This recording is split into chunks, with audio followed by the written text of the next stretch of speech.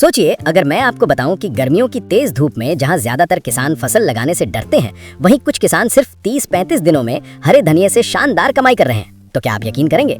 जी हाँ, सही तकनीक अपनाई जाए तो मार्च से जून के बीच धनिया की खेती सोने की खान साबित हो सकती है। लेकिन फर्क सिर्फ इतना है कि कुछ लोग परंपरागत तरीके से खेती करते हैं और कुछ लोग वैज्ञानिक तरीके से। और आज मैं आपको वही वैज्ञानिक, प्रैक्टिकल और जमीन से जुड़ी पूरी तकनीक बताने वाला हूँ, जिससे आप भी गर्मियों में धनिया की खेती से जबरदस्त उत्पादन और मुनाफा ले सकते हैं। सबसे पहले बात करते हैं सही समय और किस्म के चुनाव की, क्योंकि यही आपकी फसल की नींव है। अगर आपने शुरुआत सही नहीं की तो बाद में चाहे कितनी भी मेहनत कर लो, रिजल्ट वैसा नहीं मिलेगा।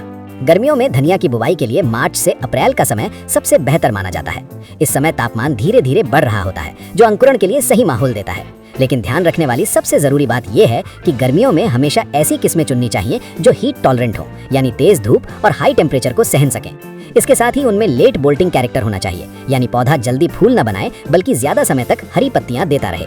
अब अगर हम उन्नत किस्मों की बात करें तो मार्केट में कई ऐसी वैरायटी उपलब्ध हैं जो खास तौर पर गर्मियों के लिए तैयार की गई हैं, जैसे जेके आनंद, नामधारी सुरभि, परिमल, इंडम मल्टीकट और आरके धनिया। ये सभी किस्में गर्मी में अच्छी ग्रोथ देती हैं और मल्टीकट के लिए भी उपयुक्त हैं। इनकी खासियत ये है कि इनका रंग गहरा हरा होता है, पत्तियां चौड़ी और खुशबूदार होती हैं, जिससे मार्केट में इनकी डिमांड ज्यादा रहती है और आपको बेहतर रेट मिलता है। अब बात करते हैं खेत की तैयारी की, क्योंकि एक अच्छी फसल की शुरुआत हमेशा अच्छी मिट्टी से होती है। धनिया के लिए सबसे उपयुक्त मिट्टी दोमट होती है, जिसमें पानी का निकास अच्छा हो। अगर खेत में पानी रुकता है तो जड़ें सड़ सकती हैं और पूरी फसल खराब हो सकती है। इसलिए सबसे पहले खेत की 2 से 3 बार गहरी जुताई करें, ताकि मिट्टी भुरभुरी हो जाए और उसमें हवा का संचार अच्छे से हो सके। इसके बाद खेत को समतल करें और उसमें अच्छी तरह सड़ी हुई गोबर की खाद या वर्मी कंपोस्ट मिलाएं। प्रति एकड़ 3 से 4 ट्रॉली गोबर की खाद डालने से मिट्टी की उर्वरता बढ़ती है और पौधों को शुरुआती पोषण मिल जाता है। अगर आप रासायनिक खाद का उपयोग करना चाहते हैं तो बेसल डोज के रूप में 50 किलो डीएपी और 30 से 35 किलो पोटाश डाल सकते हैं। ये पौधों की जड़ों के विकास और शुरुआती ग्रोथ के लिए बहुत जरूरी होता है। लेकिन ध्यान रखें कि ज्यादा मात्रा में रासायनिक खाद डालने से नुकसान भी हो सकता है, इसलिए हमेशा संतुलित मात्रा में ही उपयोग करें। अब हम आते हैं सबसे महत्वपूर्ण स्टेप पर, यानी बुआई की सही विधि। गर्मियों में अंकुरण थोड़ा कमजोर होता है, इसलिए बीज की मात्रा सामान्य से थोड़ी ज्यादा रखनी चाहिए। लगभग 10 से 12 किलो बीज प्रति एकड़ पर्याप्त रहता है। लेकिन सिर्फ बीज डाल देना ही काफी नहीं है, आपको बीज की सही तैयारी भी करनी होगी। सबसे पहले बीज को हल्का क्रश करें, यानी उसे 2 भागों में तोड़ लें। इसके बाद इन बीजों को 20 से 24 घंटे पानी में भिगो कर रखें।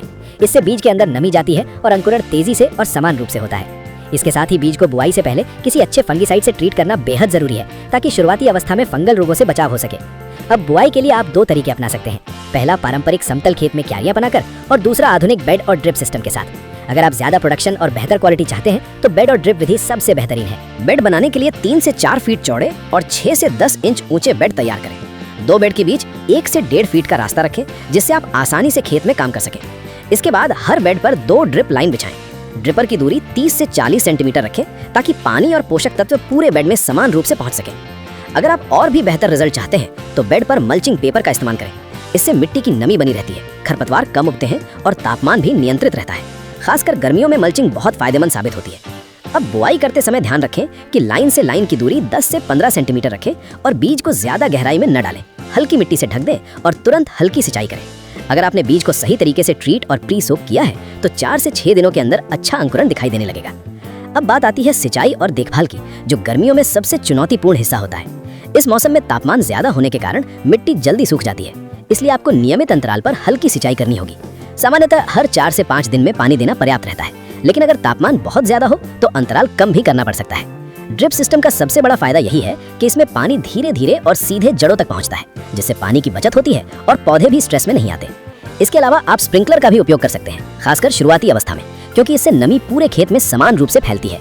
गर्मियों में तेज धूप से पौधों को बचाने के लिए आप शेड नेट का भी इस्तेमाल कर सकते हैं, या फिर खेत के चारों तरफ ऊंची फसल लगाकर आंशिक छाया बना सकते हैं। इससे पौधों पर सीधी धूप का असर कम होता है और उनकी ग्रोथ बेहतर होती है। अब आते हैं फर्टिगेशन पर, यानी ड्रिप के माध्यम से खाद देने की तकनीक। ये एक बहुत ही एडवांस और असरदार तरीका है, जिससे पौधों को सीधे जड़ों तक पोषण मिलता है।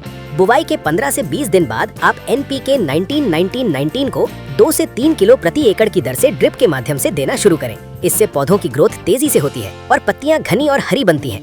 अगर आप मल्टी कट वैरायटी लगा रहे हैं तो हर कटाई के बाद नाइट्रोजन देना बहुत जरूरी होता है। इसके लिए आप यूरिया या लिक्विड फर्टिलाइजर का इस्तेमाल कर सकते हैं। इससे पौधे जल्दी रिकवर होते हैं और अगली कटाई के लिए तैयार हो जाते हैं।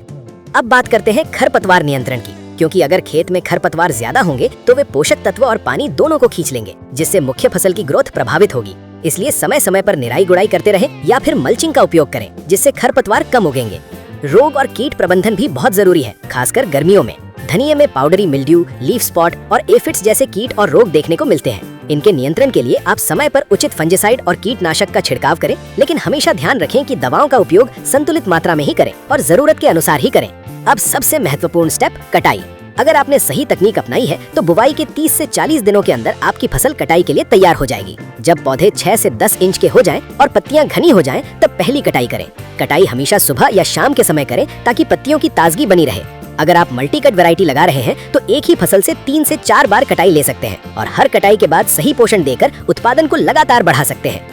अब जरा सोचिए, अगर आप इस पूरी तकनीक को सही तरीके से अपनाते हैं तो सिर्फ 1 एकड़ में आप कम समय में कई बार कटाई लेकर अच्छा खासा मुनाफा कमा सकते हैं। क्योंकि गर्मियों में हरे धनिये की डिमांड बहुत ज्यादा होती है और सप्लाई कम। यही कारण है कि इस समय इसके रेट भी हाई रहते हैं। तो अगर आप भी चाहते हैं कि आपकी खेती सिर्फ मेहनत न रहे बल्कि एक स्मार्ट बिजनेस बन जाए, तो इस बार गर्मियों में धनिया की खेती को जरूर अपनाएं।